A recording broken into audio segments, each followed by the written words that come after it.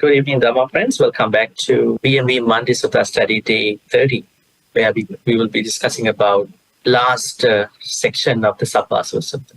Since we've been taking a week or two, not continuously doing the discussion. Today you might perhaps not that much recall where we left off. If you can go back to the text, so I can show you.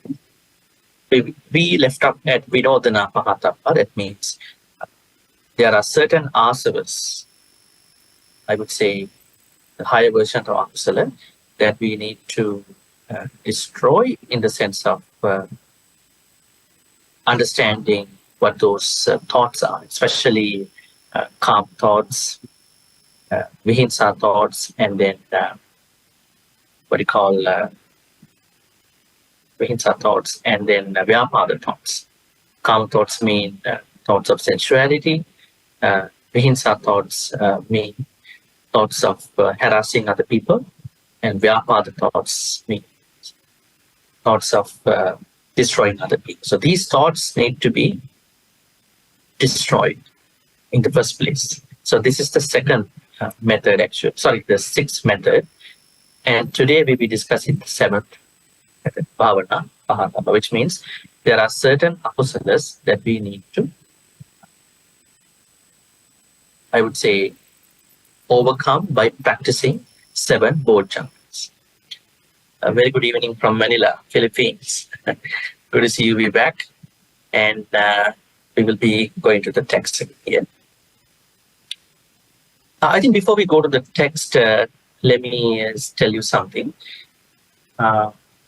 Now in this sutta, as you understand, that we discuss that the Buddha's way of looking at akusalas in the form of asava is not one form. That means there are certain akusalas that need to be dealt differently. Now the idea that the meditation, kind of a one meditation works for every akusala, is something that we have to understand in the proper way. Of course, ultimately it comes down to a meditation. It's true, but the initial ways of handling akusalas could be manifold, could not be one way. That means you might learn some sort of meditative things, and you might go and take a sit, and you might do your own meditation. Thereby you might think that, okay, this is the way how I'm going to overcome my akusalas. But the Buddha says, not even the meditation, kind of a solid meditation, but also there are certain other ways that you need to practice in order to approach the overcoming of akusalas, asavas in the higher level.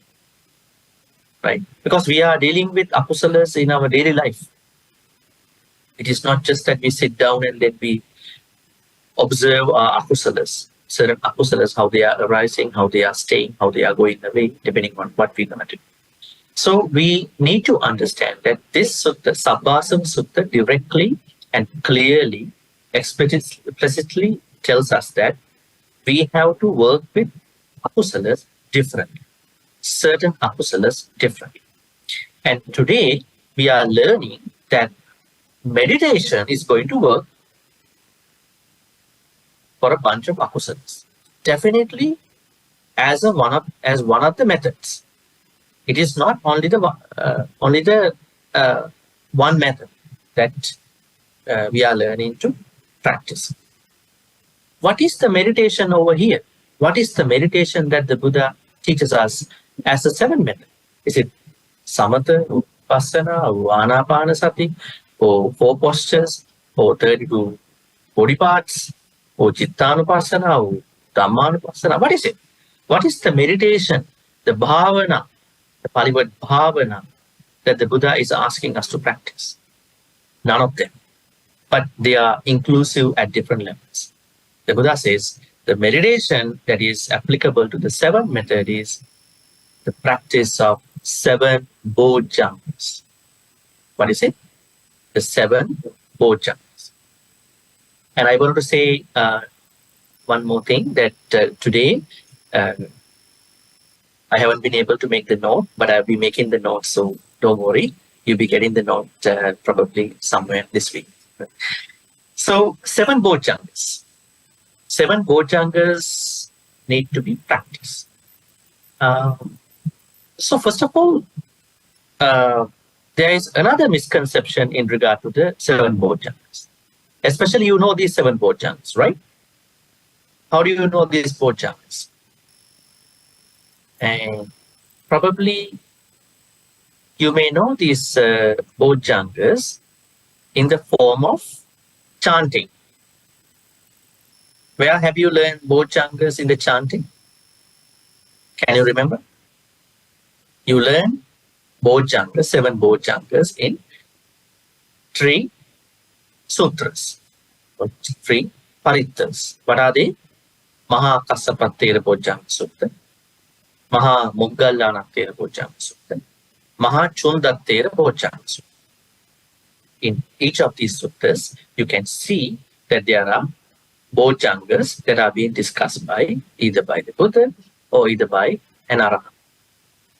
Then there comes the misunderstanding. The misunderstanding is, how come a sutta that was given to an Arahant or to the Buddha, thereby they were able to get back to normal from their illnesses, is going to work for us? This is a misunderstanding. Yes, definitely they have already been enlightened. They have become enlightened individuals. So they understand Bojjhangas. They can recall Bojjhangas. But now here, the Buddha says that one of the ways of overcoming our asavas, higher form of our kusala, is to practice Bojjhangas. That means these Bojjhangas are common to even to unenlightened people. They are not even common to enlightened. They are common to unenlightened. So their bhavana, their kind of meditation should revolve around, should focus on the 7 Bojjhangas. This is the first misconception that I wanted to dispel. That means Bojjhangas are not only specific to Arahants, Pacceka Buddhas and Sambuddhas, and it is very common, is very, I would say, generic to all the unenlightened people. You know, they are supposed to practice this as one of the methods to overcome their akusalas. And the second thing that I wanted to mention at the beginning, before we go to the sutta steps, is that this is very important too. Now, the words that we know from different Bojjhangas, let's go and take a look, and then you will understand what they are. Like if you take one of these, this one, I would say, let's go to the text. Right. You go to the text over here, you can see Sati Bojjhanga, and then Dhamma Vichaya. Let's see, Virya Bojjhanga, Piti Bojjhanga. Then you can see Piti, and then where are the rest? You can see Passaddhi Bojjhanga, Samadhi Bojjhanga, Upekkha Bojjhanga. Right? Now, you see the Pali words like Dhamma Vichaya, Sati, Virya, Piti, Passaddhi, Samadhi, Upekkha. Right? Now, these words, I would say the qualities, the Dhamma qualities, they are not very strange to us. That means we have learned them elsewhere, right? Is Sati very strange to us? Is a new term to all of us? I don't think so. Sati is not a, Sati means, in your own words, you might say mindfulness, call it awareness. And let's take Virya, energy or effort. Is it a new term to all of you? I don't think so. You have heard this from many places. And what about Samadhi? It is also not a new term to all of us. We have learned, we have heard, we have studied quite a bit about this term too, this quality of the mind, good quality. Upekkha, There are new terms to us. We have learned this. How come? Then you might think, is there a difference between those individual qualities when they are associated with the bojjhanga, as the bojjhangas? Actually, there is a way to understand the difference. Now, say for instance, let's say sati. Someone practices sati, that means satipatthana. Someone might practice satipatthana, definitely they practice, all of you. But someone can practice satipatthanas in a way that person wants to have a clear mind, at the same time to have some peace, right? Not necessarily to, I would say, seek for the Nibbana in the first place. So also virya, energy or effort. Someone definitely may start from jhana, and then what will happen is that over the course of that jhana practice, this person might have virya, as you can see, vitakka, vichara, piti, sukha, ekagata, this virya also. Also piti in that analysis. Then that person might practice virya or piti in that context, in a way only to develop jhanas, but there is no purpose of attaining nibbana. Piti is only practice. Piti is only experience, only to what you call understand jhanas, only to experience jhanas. So also samadhi. Samadhi means purpose of samatha meditation of many people. They might attain samadhi, but not just to attain nibbana, but just to be happy, just to be peaceful, as an objective of the jhanas, samatha bhava. Upekha, someone might practice upekha in a way how they practice for Brahma Viharas, metta, karuna, mudita, upekha. No, not necessarily containing or including, maintaining an idea of attaining nibbana. That is the difference between when someone practices these individual qualities and when someone practices these individual qualities with the purpose of attaining nibbana. Now, sati, virya, what you call sati, dhammavicaya, virya, piti, passaddhi, samadhi, upekha, these 7 bojjhangas become bojjhangas when someone practices these qualities with the purpose of attaining nibbana. But there are others who may practice these 7 without a purpose of attaining nibbana. Then they are not going to be bojjhanga. They are just the individual quality. All right, so these two have to be kept in mind before we go further. First thing is, bojjhangas are not just specific to arahants and Pacceka Buddhists and Sammasambuddhists. It's common to everybody. And then there's a difference between how people practice these qualities, I would say, sati, dhammavicaya, virya, piti, samadhi, upekha, without thinking that my practice may lead to nibbana or not to nibbana. That is the second thing to understand.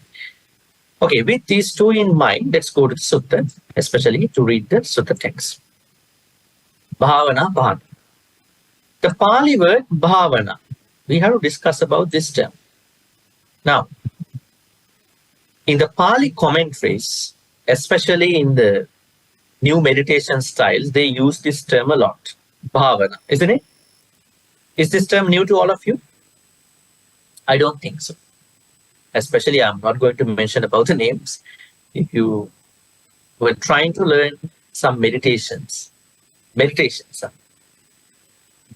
styles from different teachers, different schools, different countries, you may have heard this word. It's been used by many styles, meditation styles, and then teachers. But the problem is the contents that they are using with the term of bhavana and what we see the contents about bhavana in this sutta, especially early Buddhist texts, seem to be different. Now, when you say bhavana, they might say samatha bhavana, vipassana bhavana, or vidassana bhavana. Samatha, vidassana. In early Buddhism, we don't see this difference.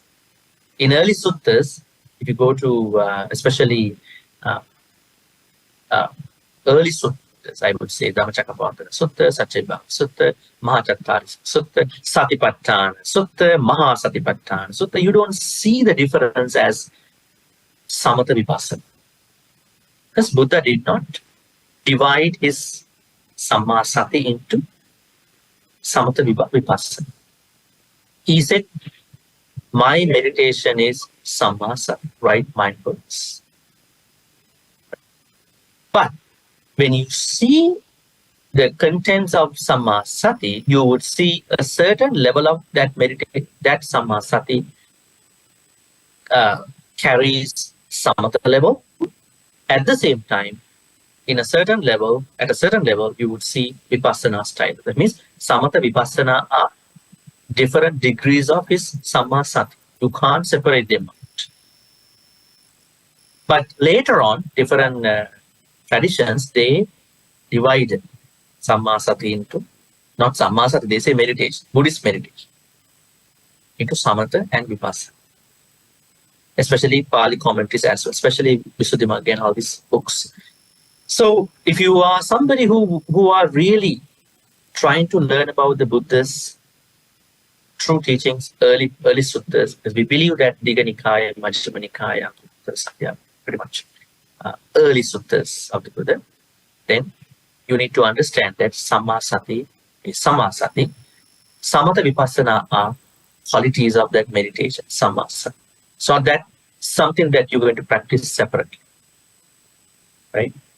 Nowadays, you can see that I practice Samatha, you practice Vipassana, and people are struggling between these two, and you don't have to, because this is not how the Buddha said. Yes, we do have a certain level of Samatha in that Samma Sati. We do have a certain level of Vipassana in that Samma Sati. Let's take it as Samma Sati, not as Samatha Vipassana. So, now, Bhavana, the word Bhavana should be exclusively used for the development of 7 Bodhidharmas, nothing else. This term Bhavana means to develop. Now, those Pali commentaries, they have different ways of saying. They say, what you call, Bhaveti Asevati, right? That means develop. That's true, in a way. That means we have to develop the 7 Bodhidharmas as much as we can. The more we develop 7 Bodhidharmas, the longer we are practicing 7 Bodhidharmas. I mean, our Samma Sati is also being developed. All right, so the term Bhavana is exclusively for the development of the 7 Bodhidharmas. Now, when you say 7 Bodhidharmas, Samma Sati is just a part of it. Just only one part. It starts with Sati. Then have Dhamma Vicaya. Okay, we'll go back to the Sutta again. Now, the Pali word Bhavana is very exclusive for the, what you call, Samma Sati. Right, I'm trying to sort of make it a little large. Katame cha bhikkhave asava bhavana pahata. Monks, what are the, maybe how does someone overcome akusalas? I would say, now here the word is asava, that means a higher version of akusalas, asavas with the meditation. Bhavana, I would say the proper is development, I would say. Ita bhikkhave bhikkhu patisankha, this word is very important. Yoniso, patisankha yoniso. Now let me ask some of you, probably all of you. I have repeatedly explained these 2 words when I was there. What does patisankha mean? What does yoniso? Patisankha. What does patisankha mean? Do consideration. Means that several things in our life, everything needs certain consideration, certain regard, certain attention in a certain way. So we need to give the due consideration for the particular activity. We call it patisankha. Yoniso. Yoniso means wise attention, right? I think I have repeatedly explained this thing. Wise attention. Wise attention means,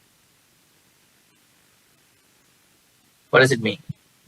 Today I can hear even a small noise because of the sensitivity of the mic today. Yes, you can talk. What does wise attention mean? The ability to trace any experience down to the ability to, I would say, trace any experience down to its origin, down to its roots. We are trying to develop an ability to trace whatever sensory experience to its or to their roots, to their origins. Now, in a very common layman example, let's say somebody blame me, right? Maybe today evening somebody blame me or criticize me. Simple example. And then when somebody does something like that to all of us, the immediate thing is that we are trying to defend us. We are trying to defend our character. It's wrong. You are wrong. That's not true. But time to time, it is important for us to go back to the root of the matter. For example, we are thinking, okay, few minutes ago, I was blamed by this person, but now I'm looking at it. So the person who was blamed was my previous self, and it was not any longer existing. And I'm a new person at this point. So I'm trying to look at the origin of that particular. Even you can go back to the contents.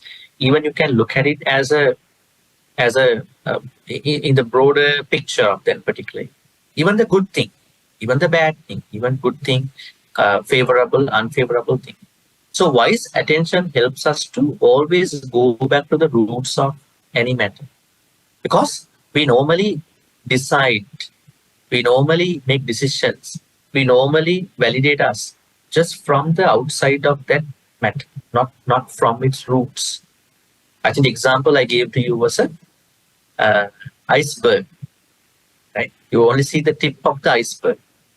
You don't see the full iceberg. The tip is above the sea level, and the full iceberg is below the sea level. Most of the problems are like that. The way how we try to consider, the way how we going to solve most of the problems are like we only look at the tip of the iceberg and trying to make a decision. That is not yoniso manasika. That is ayoniso manasika. Unwise reflection, unwise attention. So if we can look at the bigger picture of that any event, then we are becoming wiser.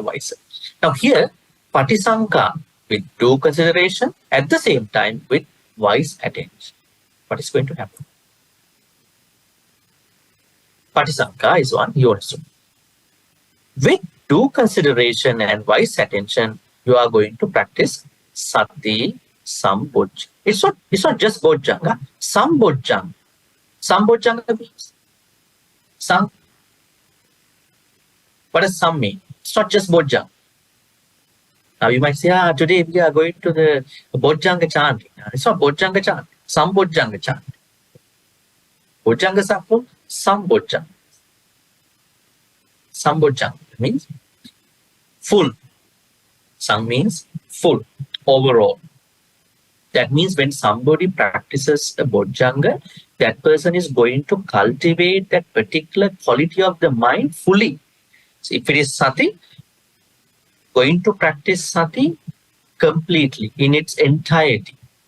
It's not like a retreat. Today, tomorrow you practice sati and then you go home, your whole sati is broken apart. It's not that kind of a sati practice. That sati means the sati practice has to be practiced at all times. Now you might be surprised, how to practice sati at my home? That is why I always say this sati practice is not the on-cushion meditation. So part of the sati practice is on cushion, but most of the sati practice is off the cushion. Right? So time to time, it's good to go for a retreat just to refreshen us, just to be more familiar with the sati practice, sati teachings. But the real sati practice is very relevant when we are off the cushion. Off the cushion means we are always off the cushion. We are not going to sit down all the time. Our real problems, real matters, happiness, unhappiness, whatever things are, they are coming to us when we are off the cushion. So then, how does someone practice sati to a level of a sambojjhanga? As a maybe in your own word, a bojjhanga.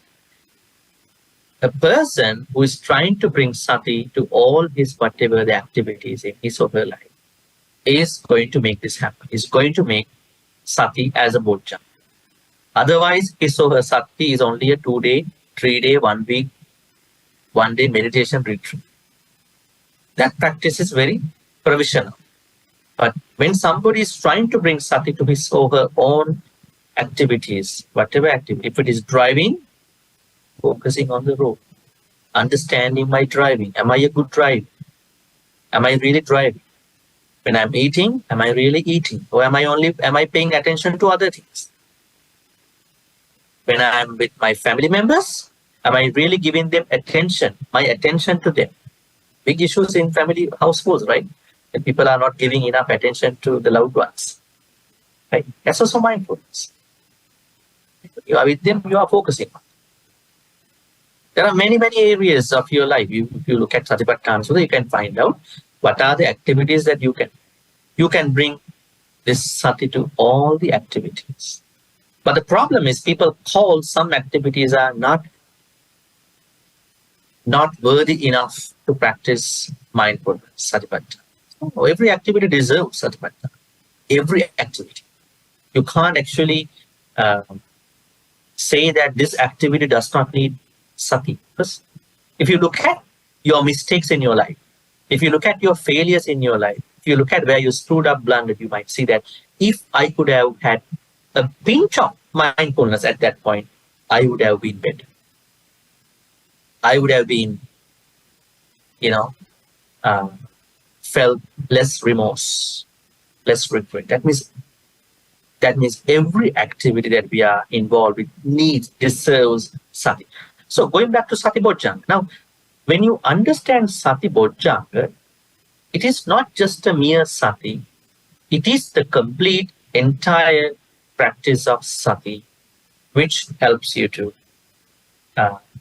bring you to Nibbana one. That is sati sambojjhanga. We can discuss many things, but I'm not going to discuss all that. We don't have time to talk about all that. But just to understand, if somebody practices sati as a standalone, as a separate 1 day, 2 day, 3 day, new moon, full moon, maybe only couple hours meditation, that is not going to be a sati sambojjhanga. It's going to be just a sati practice.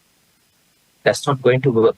That might work for you better than you were before, but in order for you to go to that sati sambojjhanga, you need to bring sati to all activities. Now, just to spice up this idea, let me show you a couple of things from the Bojjhanga Suttas, which you already know. You will perhaps understand what it is. Right? Okay, so here I'm going to show you Maha Thera Bojjhanga. In this, I don't want to talk about the background story. You can go to the place where 7 Bojjhangas are being discussed. You know what they are. You can see here, Sati Sambojjhango O Kassapa, Maya Sammadakkanto, Bhavito, Bahulikato, Abhinyaya Sambodhaya Nibbana Samma. I'm not bothered about these terms actually. These are actually very clear. When somebody practices any bojjhanga, sambojjhanga, you would see it would lead you to higher knowledges. It would lead you to full enlightenment. It would lead you to enlightenment. They are pretty specific and it's clear. But see these Pali words. Sati sambojjhango vasmaya sammadakkato, that he well expounded, but bhavito bahulikato. You can see here, cultivated, cultivated and fully developed by me. Cultivated and fully developed. Not developed, fully developed. Bhavita bahuli kata. That means in order for sati to reach to Bojjanga, Sambojjanga, we must be able to practice it fully. How to practice sati as a full practice? We must be able to bring sati to all our activity. Only one part of this bhavana. Okay? Now, not even that. Sabbasava Sutta says something very interesting. What is it? Let's go see. Patisankayutsu sati sambojjanga bhaveti viveka nissitam viraga nissitam nirodha nissitam vossagga parinam. That means every bojjanga which we need to practice as a cultivation needs to be practiced according to viveka, viraga, nirodha, vossagga parinam. Viveka. What does viveka mean? Viveka. What is the English term of viveka? The translation, you might say, seclusion, isolation. So do we have to isolate to practice these Dhamma things? What do you think? Do we have to isolate us to practice some Dhamma? What does seclusion mean in Buddha? Now, a lot of people misunderstand. This means I have to go to the forest, I have to isolate myself, and then only, yes, sometimes we do need to sort of have our own me time. But what does viveka means? Do we have to go to that kind of a place? Not necessarily. We may go, definitely we would like to go time to time. But here, viveka means that we need to make time for us. When we practice sati, whatever the bojjangas, we need to make time for these bojjangas. Right? Now in your life, you have lots of time for different things, right? Why is it? Why do you have lots of time for whatever good or bad things? Huh? Why do you have time for them? Because you have made time for those activities, isn't it? Right? You have made time for that. Let's say if you are somebody who is having a hobby, who is enjoying certain things in your life, so you have made time. So in order for us to practice some bojjangas, whatever the bojjanga, we need to bring some priority for our sati practice. That is what we call as viveka. We need viveka. Yeah, we should bring more time for that. When we say we have to prioritize, we have to make time for that, it doesn't mean that you have to take a lot of time off. That means whenever you are doing whatever the activities you are involved with, you are trying to bring mindfulness, sati, onto that particular activity. Let's say you are sweeping the floor, you are mopping the floor, you are cleaning the house, you are trying to talk to somebody. There are activities that you cannot avoid, but you are bringing mindfulness to that each activity, so that you make time for mindfulness in that activity, making time for it. That is vivek. Now you might think, no, I'm not going to see anybody.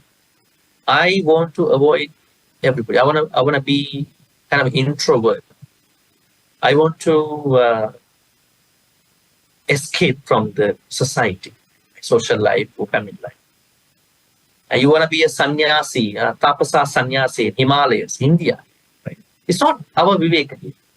Viveka here means that you are making time for that particular state of Dhamma activity so that you can bring it in anytime, wherever you are, whatever you are doing with, you can bring. So viveka is one thing. So whenever you want to practice sati sambojjanga, you must bring viveka up, make time for it.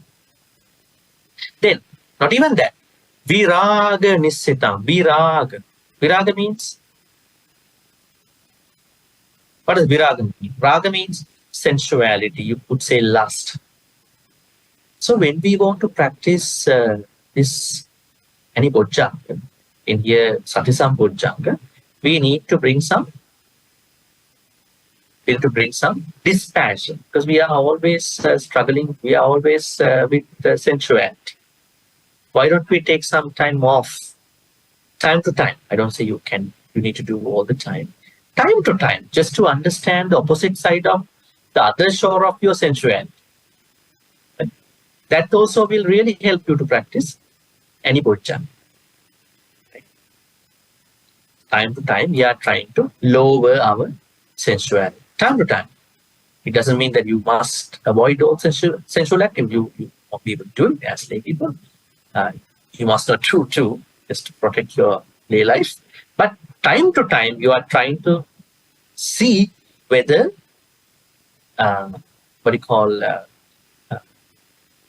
any lowering of sensuality is possible or not. So that means when you have less passion, maybe I would say less sensuality in this passion, that also helps you to practice sati bojjhanga over here. Not even that. Then nirodha. Nirodha means cessation. Now some people wrongly misunderstand it. They misunderstand this nirodha. How do they misunderstand? They might think, how do I understand nirodha? I have to be an arahant to understand it, isn't it? But how many cessations are happening in our life, in our daily life? If you look at today, I had a karma thought, a very bad, maybe I had an angry thought. But when I practice metta, maybe because I had practiced metta, that angry thought was ceased. It turned to the cessation. That angry thought turned to cessation. Today, I had kind of a, an irritative thought, an irritation, a mild irritation about something. But when I looked at how it arose, how it stayed, then I understood it was ceased because of my practice. That means there are lots of cessations happening in daily life. I always ask this from some people. We are all looking forward to attaining Nibbana. But how many Nibbanic moments we've been experiencing differently? Not that higher Nibbana, right? But a sort of Nibbana, kind of extinguishment of fires of raga, dosa happening in our daily life. Remember, when Kisa Gautami saw Prince Siddhartha, she said to Prince Siddhartha, a mother who owns you, a mother who gave birth to you is extinguished, already came to Nibbana. A father who brought you up, or maybe your father who brought you up, must have come to Nibbana. A wife who is married to you should have come to extinguishment, Nibbana. Nibbutta. Nibbutta, Nibbutta, Nibbutta. That means the idea is that the higher level of Nibbana and then the Nibbana in a lay life in a different way. These are two things to understand. In the same way, you understand cessation.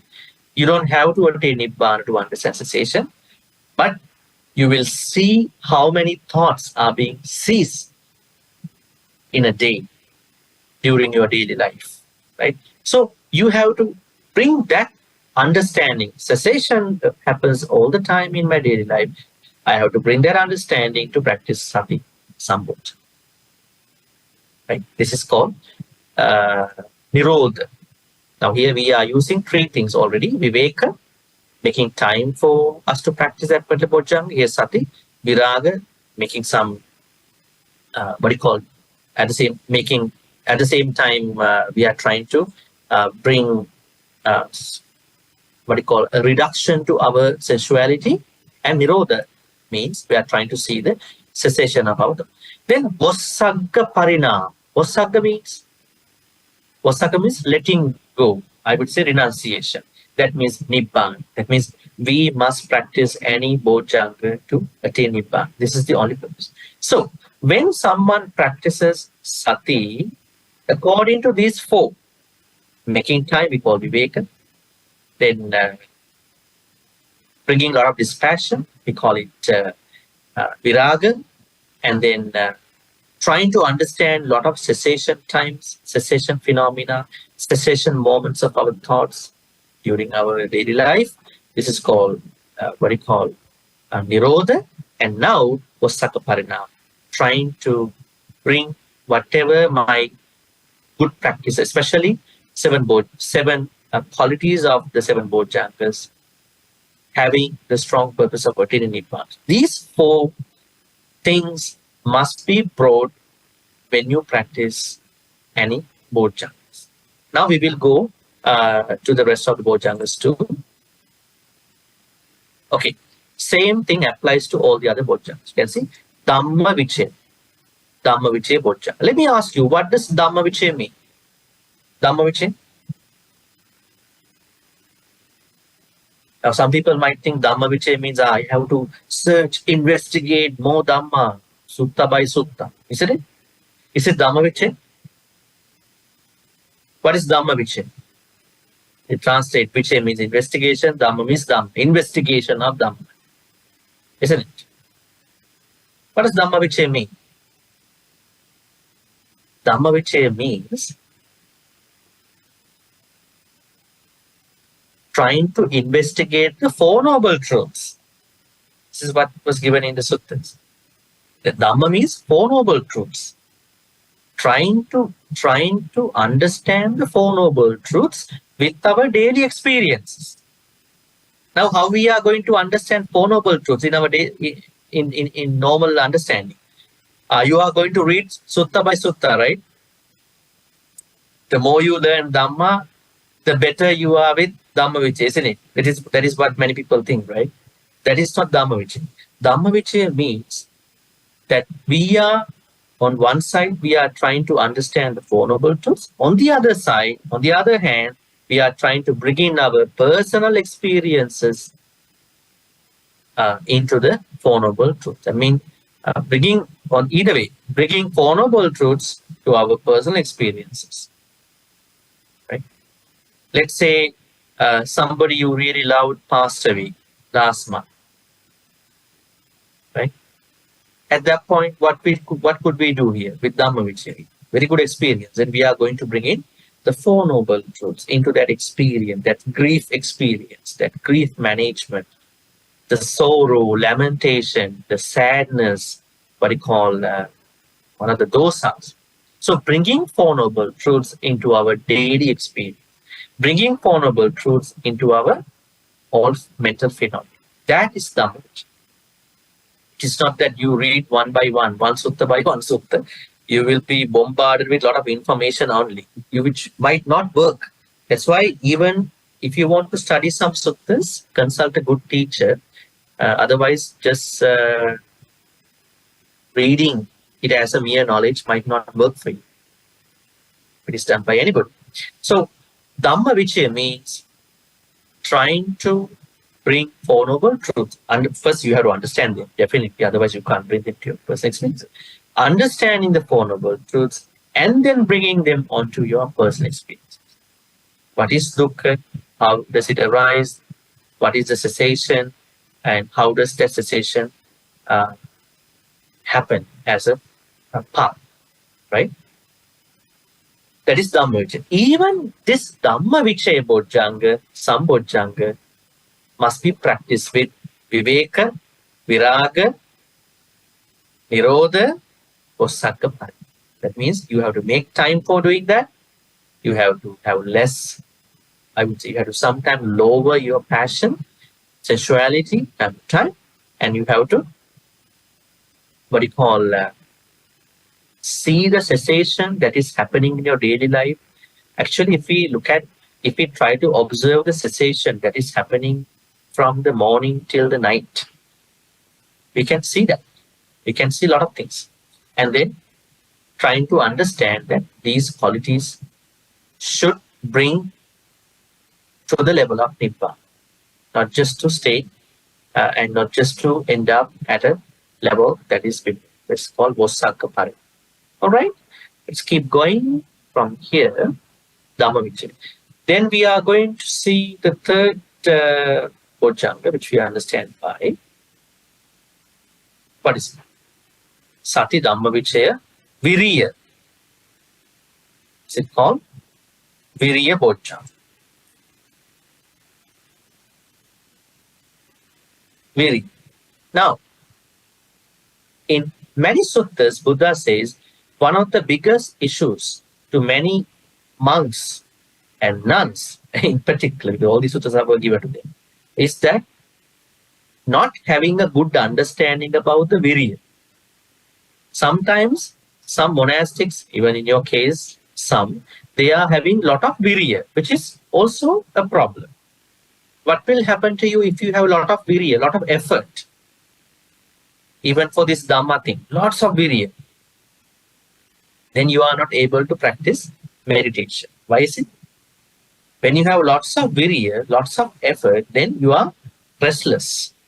Your mind is restless. You can't focus your mind. Right? At the same time, if you have less virya, very, very less virya, then you have lots of tina and midda, sloth and torpor. This is why in one sutta, we call it Agni Sutta, the Buddha says this particular interesting thing. Probably I'm going to show you. Sati definitely helps us to balance our spiritual qualities, as you can see here. Now, Dhammavichaya, Virya, Piti, these bojjhangas must be used when you experience tina and midda. Now, tina and midda arise when you have less, when you have less effort to practice Dhamma. Normally, Dhammavichaya, Virya, Piti must be earned, must be practiced. Because specifically, when you understand you don't have enough effort to start off to maintain your practice. But if you look at the bottom, see the bottom, the three bojjhanga factors, Passati, Samadhi, Upekkha. Now, Passati, Samadhi, Upekkha never arise when you have less virya, right? They arise as a successful transition of your bojjhanga practice, but keep in mind they are very helpful for you to lower uddhacca kukkhucca, to be used when experiencing restlessness and boredom. The sutta is Samyutta Nikaya 4653, which I will be going to add onto the notes. Right? That means when you learn Dhamma, be careful about one very important thing. That means virya, effort or energy. Sometimes you may have no virya at all. You may be very lazy. That means you have sloth and torpor, tina. Sometimes you have lots of virya. Lots of virya. This is also a problem. I have to do this, I have to practice this. Sometimes, for example, there may be someone who has a certain way of starting of the day. In the morning, this person wakes up and thinking, today I had to do my puja, right? But for whatever the reason, this person oversleeps. At the same time, this person now cannot catch up with the puja, has to go to another, it's something, maybe run an errand in the morning. Now this person is not happy about the day. Why? He or she could not do the puja. It's okay. It can happen to anybody, right? You don't have to worry about if you miss something like that. Because in Buddhism, we don't have something called, we have to do this every morning. We try to do, in case we are not able to do.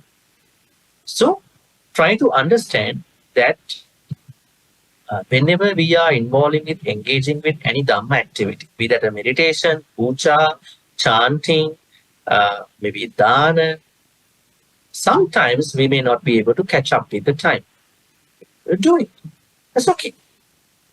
And when you do them, try to keep a balance of your virya, energy. Don't try to be too excited. Don't try to, lose any interest. Keep the interest, but don't develop lots of energy on it. You have to develop energy, but to a certain mediocre balance level. Don't go over. Once you go over, you will go to uddhacca. No problem. As you can see here, you saw already that uddhacca kukkhucca rise When Uddhacca Puja arises, then you must practice, you have to more focus on Passaddhi Samadhi Upekka. But anyways, the idea is that Viriya is a very important thing. This is a problematic thing to many people because most people, they go through, certain problems with their Viriya energy. That means they have been doing very well, but sometimes, maybe time to time, they are going to run out of their energy for different reasons, right? So, Viriya has to be maintained. Viriya Bojjhanga. So, how can you maintain Viriya? You have to always keep your Viriya energy, effort at a moderate level. Don't go too low or too high. Even Viriya Sambojjhanga must be practiced with Viveka, Viraga, Nirodha, Mossaka Parani. Now we come down to Piti. Piti means joy. Joy. In many suttas, Buddha says that a big issue for a monk, for a Buddhist follower to attain Nibbana is the joy that is experienced by the meditator during the jhana process. Why is it? Now, we all normally start our meditation practices with jhanas, right? Isn't it? We practice jhanas. How do we practice jhanas? We are trying to practice anapanasati. Thereby, we are trying to overcome pancha nivarana, 5 hindrances, kamacchanda, vyapada, dhinamidda, uddhacca, puja, vicikicchas. Thereby, we are attaining certain jhana stages, first jhana, second, third, fourth. As Buddha says, for most people who have experienced the piti, joy out of the jhana, is having a big impediment to go to Nibbana. That impediment, that hindrance, another new hindrance, it's not the hindrance itself. The new hindrance is that when they like the joy from the jhana, they don't think about Nibbana. They end up with that jhana. They end up with that particular piti practice. Here, the Buddha asks us to keep the piti not without falling prey to the jhana practice. So we have to keep our piti till we attain further higher levels of our spiritual practice. Don't just slow down at the same time, end up with a jhanic piti. Thereby, you are trying to bring piti further. Right? So that the jhana piti shouldn't be something that should stop you from going further. So try to practice, try to experience the piti, but do not end up with that level of jhanic piti. Then passaddhi. Passaddhi means, what does passaddhi mean? You can see the translation over here is serenity. But what does passaddhi really mean? Passaddhi means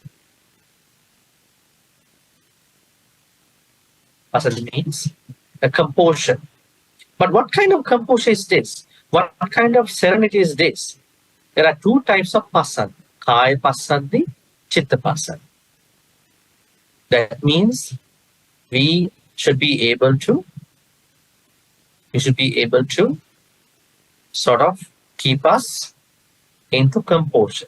Now, when somebody is experiencing sati, dhammavichaya, virya, piti, these bojjhanga, sambojjhanga factors, there is definitely a certain serenity arises. But that serenity should go in 2 ways. One is kaya passaddhi, the other one is chitta passaddhi. Kaya passaddhi here means kaya and chitta means chitta, you can see about the mind. Kaya means the body. But in Abhidhamma, they have a different way of explaining chitta and cetasika. But here we understand we have to have a composure, a serenity in terms of our mental structures and bodily structures. That happens when you practice passaddhi along with the 4 requirements. What are they? You can see here, Viveka, Viraga, Nirodha, Osaka. Now, you might perhaps see, is it a gradual process? Yes, I mean, you may need to start with the first one. Maybe then at the same time, while continuing with the first one, you are practicing the second, then keeping the first two and then the third, keeping the first three, then the fourth. You are gradually developing these 7 bojjhans. Then we come down to Samadhi. Samadhi means, what does Samadhi means? Samadhi means, this has 2 interpretations. One is Samadhi in terms of the Hindu practice. The other one is the Samadhi practice in Buddhism. What is the Samadhi practice in Hinduism? Jhanas. It's a jhanas. That means starting from first, second, third, fourth jhanas. What is the purpose of Hindu jhanas? Why do Hindu people practice jhana in Hinduism? They practice jhanas to have a happy mind, bliss. Do they have a purpose of practicing jhanas to attain Nibbana? No. So the Buddha says, if somebody practices jhanas just to feel the bliss, just to have the happy mind, that is called Miccha Samadhi, wrong concentration. But if somebody practices jhanas to attain Nibbana, that is called Samma Samadhi, right? Concentration. So we have to understand these 2 separately. Now here Samadhi means that Buddhist practice. On another note, you may have learned Samadhi from 3 disciplines: Sila, Samadhi, Panya. Right? You may have heard that. What is Sila, Samadhi, Panya in that context? Sila, Samadhi, Panya means 3 categories for the Noble Eightfold Path. Say, Samadhi, Sammasankappa, right view and right intention or thought falls on to the Panya, wisdom. Then Samma Vacha, right speech, Samma Kammanta, right living, right action, and Samma Ajiva, right living, fall onto what we call Sila part, morality part. Then Samma Vayama, Samma Sati, Samma Samadhi fall into Samadhi part, concentration. That means I have repeatedly told you that our practice starts not with the Sila in the first place. Our Dhamma journey should start with, where should we start with? Should we start with Sila, Samadhi or Panya? How to start with our Dhamma journey? The Sila, some level of Panya. Because if we don't know why we practice these certain bojjhans, certain what you call path factors, then we are not able to understand why we are doing that. Even Sila. We have to start our Dhamma journey with some level of, some basic level of Panya, wisdom. Then Sila. Then Samadhi. Then Panya. Higher level of Panya. Now Samadhi, as you can see, it is a practice of Samma Vayama, Samma Sati and Samma Samadhi. Now, when it comes to Samadhi Sambojjhanga, you understand it is your practice of Samma Vayama, Samma Sati, Samma Samadhi. Okay? That means my Samadhi, whatever the Samadhi I am making, should focus on attaining Nibbana, not just to be happy, like a jhana practice, not just a normal samatha meditation practice. I have to focus, I'm going to attain jhanas, but my main focus is to end up with Nibbana one. That is where you are going to focus on right concentration, Samma Samadhi. It is the Samadhi that is being discussed over here. Finally, Upekha. Upekha. What does upekha mean? Anybody? We have many upekhas in Buddhism. One upekha, what is the famous upekha? Very famous one. Brahma Vihara upekha, right? We call it Brahma Vihara upekha, metta, karuna, mudita, upekha. That means being able to stay balanced in whatever our perspective, seeing, talking, whatever thing. Staying balanced. Which is the hardest thing to many people, right? In this world. Then according to our understanding, metta is the starting point. Karuna is more difficult than metta, one step further. Then mudita is more difficult than metta, karuna, right? Now, in simple layman English, I would say practicing metta is easier than practicing karuna. In order for you to practice compassion, you have to understand what is going on. You have to put you in their shoes. But for practicing metta, you can do without names, without people. Just practice metta. But karuna, you have to understand the pain of that person. Empathy and compassion. Now, mudita is more difficult than metta and karuna. Why?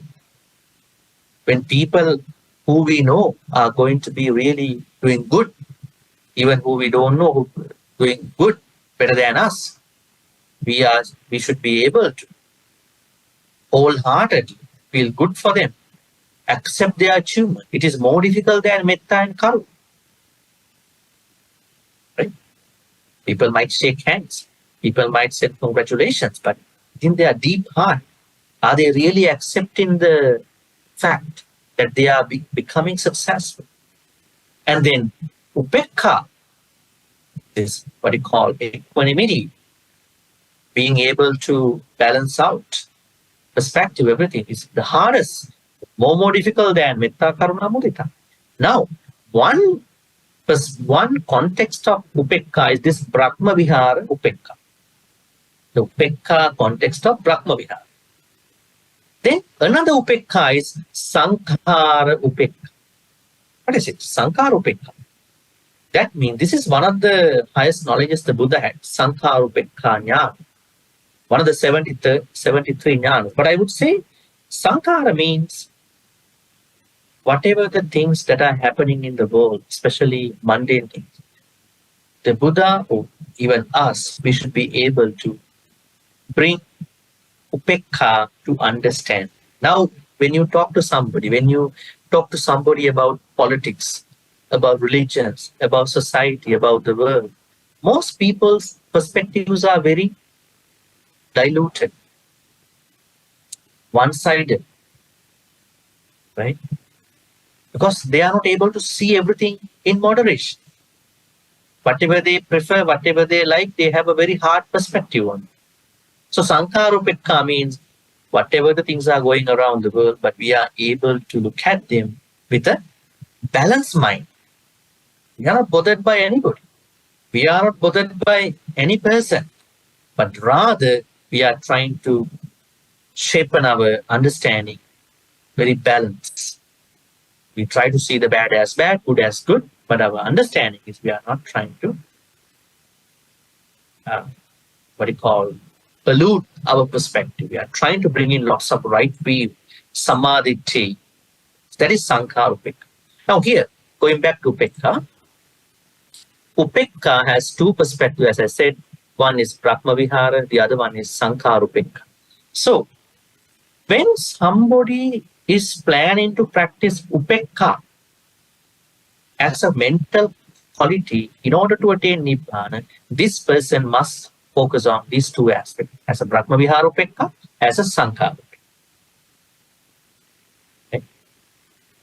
I think the hardest thing to many people is to stay balanced. When anything happens in their life, how to stay balanced, not to be veered off, not to be preference, not to take sides, right? You take, for instance, in your life, when something happens, are you taking sides of people? Are you taking different areas? Are you giving preference to certain things? Then you are losing on upekha. right? So upekha means trying to understand the reality at the same time, not becoming a part of one side, staying balanced. There are 8 things that are happening to us in our life. Labha, alabha, ayasayasa, ninda, prasansa, sukha, dukkha.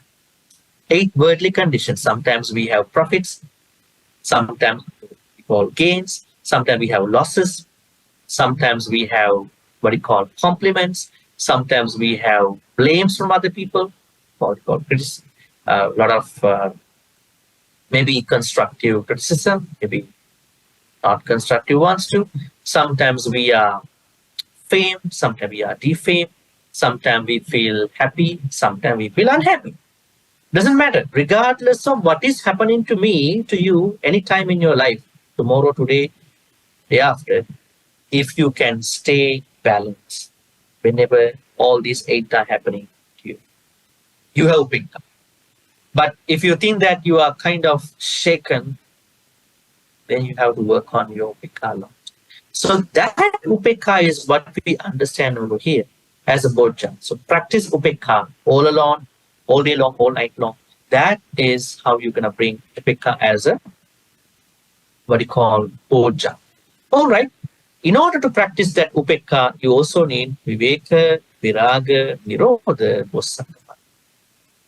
For the last time, I'm explaining viveka means making time for that particular bodhjanga. Viraga means trying to reduce some sensuality to practice that bodhjanga. Trying to understand the cessation of your thoughts about upekha, that particular bodhjanga at different times on the day, and trying to always think that these practices are being practiced by me in order to attain Nibbana. That is my sole purpose. All right. This is how someone practices 7 bodhjangas as the last method of overcoming asavas. Bhavana means 7 bodhjangas. Now, we are going to the last segment here. Yang hissa bhikkhave abhavayato upajjayu asava vigata parila. Bhavayato evansate asava vigata parilaha nahum. Very interesting. Now, when someone who is practicing these 7 with viveka, viraga, nirodha, osakaparina, then that person minimizes any akusalas, any asavas that are arising to somebody who does not practices these 7 bodhjangas. This person minimizes because this person practices these 7 bodhjangas the time. The sutta uses 2 words. I think I already explained that: vighata and parila. Vighata means annoying. Parilaha means burning. Actually, asavas are very burning, right? Very annoying, isn't it? When some akusalas come to us, let's say you are very angry about someone who you really like, it's very burning inside. You don't like that feeling, but you have no choice of not maintaining. So, when you practice 7 bodhjangas, you don't have to deal with that annoyance. Going beyond that, actually. It's not burning anymore, not annoying anymore.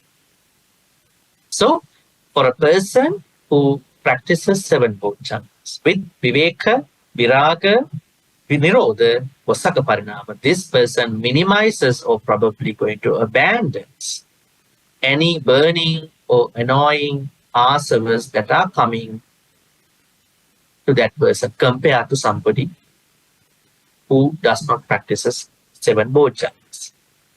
Further to that, ime bucchanti bhikkave asava bhavana. These are the 7 bodhjangas that must be practiced as a 7 method in terms of asavas. Okay, this is the last paragraph of the sutta. We are going to look at it today. Yatoko bhikkave bhikkhuno ye asava dasana pahatabbaha. That means when somebody practices these 7 methods. What is the first method? Dasana. Dasana means, what does dasana mean, dumb folks? Dasana, seeing. Then, sangvara, guarding your sense. These are methods to overcome your sense. And then Patisevana, wise use of needs. Adivasana, tolerance. Parivajana, that means, what does parivajana means? Abandon, tolerating, and then avoiding. Parivajana means avoid. Vinodana, destroy. Then bhavana means developing. When somebody practices these 7 methods, in terms of asavas, what will happen? You can see Sabba Sangvara, Sangyuto Vihara. That means definitely there is the full taming of the senses. At the same time, Achanti Tanha, that person is able to, as you can see over here, severe, uproot the craving. At the same time, Vivattai Sangyojana, that means going to throw off the fetters, 10 fetters, and Samma Manabi Samaya, very importantly, is able to cut through the conceit, man, and Antamakasi Dukkhasa, that means has made the way out of the dukkha. Actually, next day, when we are going to do our next sutta discussion, I'm going to have a review of these 7. I don't think we have time to review today, but today I was primarily thinking to finish the 7 method. So it's about, so let's don't think about the whole sutta today, but just to give some thoughts about the 7th method, last one. It's about the bhavana. Bhavana means developing 7 bodhidharmas so that you can minimize, you can what you call lower lots of asaras, high version of asaras. All right. So leaving a review of the full sutta for the next Monday, now we can go for a Q&A. If you have any questions, please raise. You can come forward to this mic over here and then ask the question about today. I came across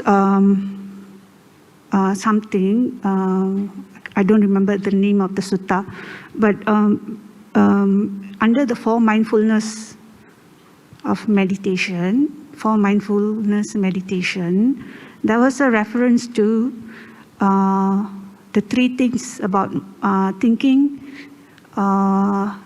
speech, verbal, and act. For example, when we do, there's the part about the physical observation of body. That is there was a mention about placing the mind and connecting to it, and it refers to training for verbal. I don't know if you understand what I'm saying. In the 4 mindfulness, there was a mention, it links to training for verbal speech and thinking, thinking, speaking, and acting. And it says that placing the mind and connecting to it. Do you understand what I'm saying? And it refers to verbal. So I don't understand how that connects to verbal when we connect the mind to the breath. I think I did not hear the first part. Can you make a little summarize the whole question? There was something I read about for mindfulness meditation. Satipatthanas, okay. So, for example, when you're doing breathing meditation, okay. So, breathing is an aspect of the body, right? Okay. And then the second part is placing the mind on it and connecting to it, which refers to the aspect of verbal. So I don't understand how connecting the mind to the breath can relate to verbal. Do you recall? Okay. So how does, what you are asking is, how does Anapanasati connect to the mind? Isn't it? No, connecting the mind to the breath, that is the breathing in, breathing out, right? Connecting mind to the breath. And then we say that I am breathing in my breath, my in-breath is long, my out-breath is short, right? Okay.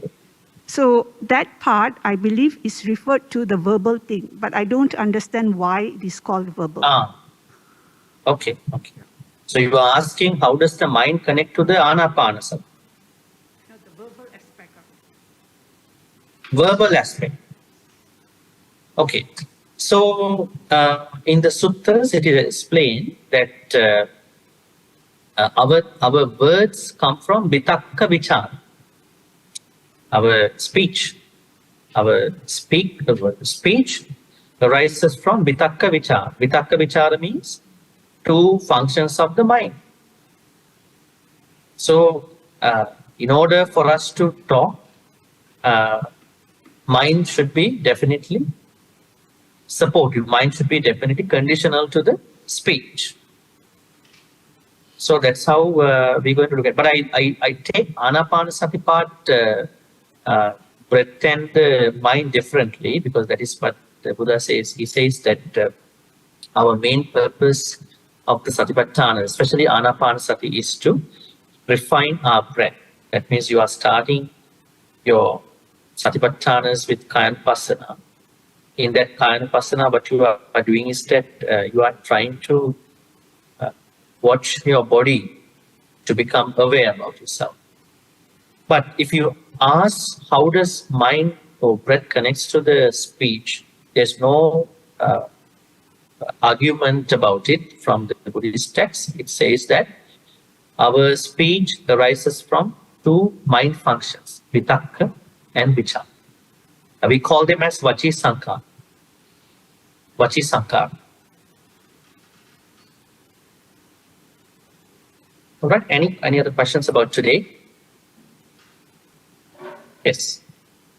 Good evening, Bhante. The Satta Bojjhanga normally are recited. The Satta Bojjhanga recited to Venerable Moggallana, Chunda, and Sariputta when they were sick. So it means that then people will use this chanting when they come across people who are fall sick. To me, I think we cannot simply chant this Satta Bojjhanga to people who are sick if the sick people does not understand or practice the Satta Bojjhanga. May I have your thought on this? Thank you, Bhante. This is what I dispelled at the beginning of this sutta discussion, isn't it? I said at the beginning that there is a widespread misconception that Bojjhangas are only specific to the Arahants and onwards. Right? But this SABBASAVA Sutta says that one of the methods of overcoming our own akusalas, that means who are having akusalas? Arahants having akusalas. Pacceka Buddhas or Samma Sambuddhas are dealing with their akusalas. No, they are not. They already finished their akusalas. So then why did the Buddha ask normal people to practice Bojjhangas? Now these, if you can look at Bhave Tabba, the seventh method, it says Bhavana here means 7 Bojjhangas. That means 7 Bojjhangas are not only exclusive to the Arahants. Arahant Maha Kassapa, Arahant Moggallana, whoever Arahants. But they also used it in a way that how they were able to recover from this. Right? But if you look at the suttas, there is another problem coming up. What is it? When Arahant Moggallana, Arahant Sariputta they were having illnesses, they could not reflect the 7 Bojjhangas by themselves, isn't it? Only when the Buddha went there, Buddha told them to reflect those 7. That means a special kind of thing. That means even Arahants cannot sometimes reflect upon Bojjhangas unless they were directed by somebody else as an Arahant. But as you said today in the question, as you asked, that 7 Bojjhangas are not common to, not specific to Arahants and so on. They are things that we have to develop. Now, they have developed already. We as unenlightened people must develop. So the more we develop, the more akusalas can be overcome. So that means, even if you take the Bojjhanga Sutta version, you might see, yes, they were given to Arahants, but even the Sabbasava Sutta, in Sabbasava Sutta, you understand these sevens must be practiced by unenlightened people like us to overcome certain asavas, akusalas. Now, in here, in the Sabbasava Sutta, it does not say that when you overcome when you practice seven bojjhangas, you are not going to get better in your illnesses. Because that is only specific for arahants. But here it says seven bojjhangas can be practiced by anybody, not even arahants. Arahants' case is that they have already practiced, they already developed. They just think about it. They are practiced. But we have to develop. But if you ask another thing out of that about the seven bojjhangas, in a way that monks go and chant seven bojjhangas, three bojjhangas to sick people. Right? I don't know whether that is related to your question too. Can the patients overcome their issues, health issues, by listening to the bojjhangas? Right? This could be a part of your question. Yes or no? Because let's say when a monk goes to a house and then chants bojjhangas, the devotee is thinking, may these bojjhangas help me to overcome my illness. That is a strong wish. So she or he thinks that I can get over. Maybe he or she get a good mental boost in a way. At the same time, the compassion level of the monk who is chanting that, may this devotee get well. It can help, it may not help, you never know. But we cannot just throw it off thinking that's only for the arahants. So it can work. But on the other hand, bojjhangas must be practiced by all of us. So it's a common practice to all of us, given by the Buddha. Make sense? Okay. Any other questions? We can take one more question. There is, I don't know under which one, but there is one part where sati is used to manage faith versus wisdom and concentration versus energy. Do you hear me, Bhante? What is this? Sati? Yeah, there is one area where sati is used to balance between faith and wisdom and energy and concentration. So in this seven bojjhanga, does sati play the role, or is it that it doesn't, because there is a progression of development in the seven factors, and it's the nirodha, viraga, those are the things that play the role to balance them out. Okay, a very good question. Sati has couple roles playing in this seven method. One role sati plays is that it balances all the seven bojjhanga. Sati itself balances sati bojjhanga. Because sati means what you call a supervisor. Or I would say it is a supervisor. It is a vigilant factor. I always say this is like a supervisor in a hostage situation. Sati is a supervisor. Sati always supervises all the Dhamma matters, not even bojjhangas, every Dhamma matter. Second is that sati plays a subsequent role within the bojjhanga. Let's say someone practices Dhamma Vichay. That means learning more about the Four Noble Truths and how to bring Four Noble Truths onto life experiences. Now, what does sati can do? Sati helps us to leverage at the same time, lay out the fundamental plan of that issue, our life and the experiences. Sati helps us not to go to the extreme level of that particular good quality. Sati also helps us not to go lower than the particular level of that quality. So then sati has a subsequent role within that particular bojjhanga, within that particular dhamma. So then you asked about the four things, what we call viveka, viraga, nirodha, vasaka parinama. So these four, they are individually as a set, supporting us to practice each bojjhanga. Sati is helping them also, but they are separately helping us to, they are trying to give us a structure about our each bojjhanga's practice. So a couple ropes. I could say 3 ropes. All right, I think that is good for today. It's about timing. And what we learned today is that meditation in the SABBASAVA Sutta directly means 7 bojjhanga practice. So practice 7 bojjhangas.